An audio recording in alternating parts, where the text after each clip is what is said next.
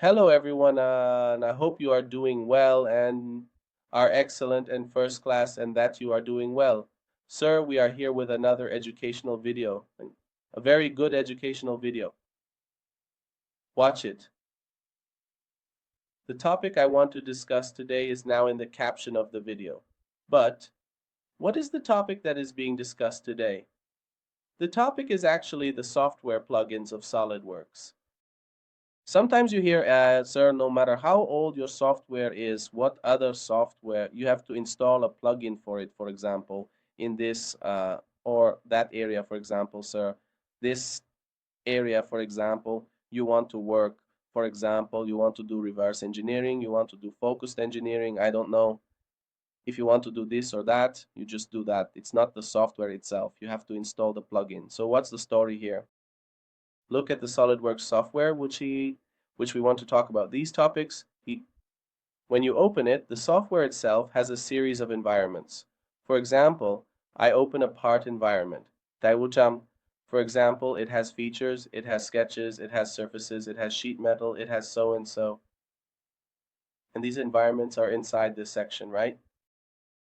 But for example, it says, sir, if you want to work with a cross-point basin, you must have the Geomagic plugin. Geomagic for SolidWorks is here now. Why? Because I activated the plugin. Now, what are these plugins? Look, there are some environments that don't have their own software. Let's put it simply. There are certain plugins that the software itself doesn't have, and in order to use those environments, I need to install the relevant plugin on SolidWorks or any other software. I have to add an extension to the main software like SolidWorks to access that specific environment. When I install a plugin, I can utilize the capabilities that the software didn't have before. For example, if we talk about reverse engineering, SolidWorks is really weak in that area, and when we want to work with SolidWorks, we need to enhance its capabilities by adding these plugins. Can I use that ability with any plugin? Yes, I can use that ability with any plugin. When you cut it in half, for example, it adds abilities that you didn't have before, such as the ability to work with SolidWorks or the software you're working with. For example, we're talking about a really weak SolidWorks software when we want to work with SolidWorks ourselves. Then the Geomagic Force plugin came out, for example. SolidWorks was created for it. Then you use it, install it on your SolidWorks, activate it, and all the new features and of the new point are open to you. You have a world of new features. You can start working. You can do a lot of amazing things. Now, this applies to other issues as well. For example, we know in mold making that SolidWorks is considered a very weak software in mold making. The whole thing is shaped like this, Moltotze. But when you install the MoldWorks and SplitWorks plugins on your SolidWorks, don't just install the plugins randomly. For example, if you install MoldWorks and SplitWorks, your SolidWorks will become very powerful. Now, on reverse engineering, we have the Geomagic plugin. Then discuss mold design and molds needing these plugins. Those also need to be installed on your SolidWorks. First, you will need to use WorkSuite, for example, to discuss. We have templates, and these are the templates for the plugin. The plugin for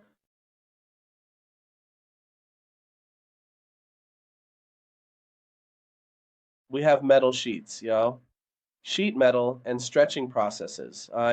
These plugins contribute to surface modeling like power surfacing.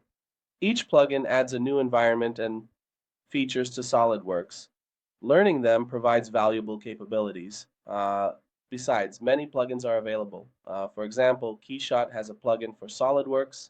There are more plugins than mentioned, but this is an overview. The board will bring it to you. Now you have to get training. Apart from that, the point is that there are too many plugins. Even software like KeyShot that you use, for example, has a KeyShot plugin for Solitaire.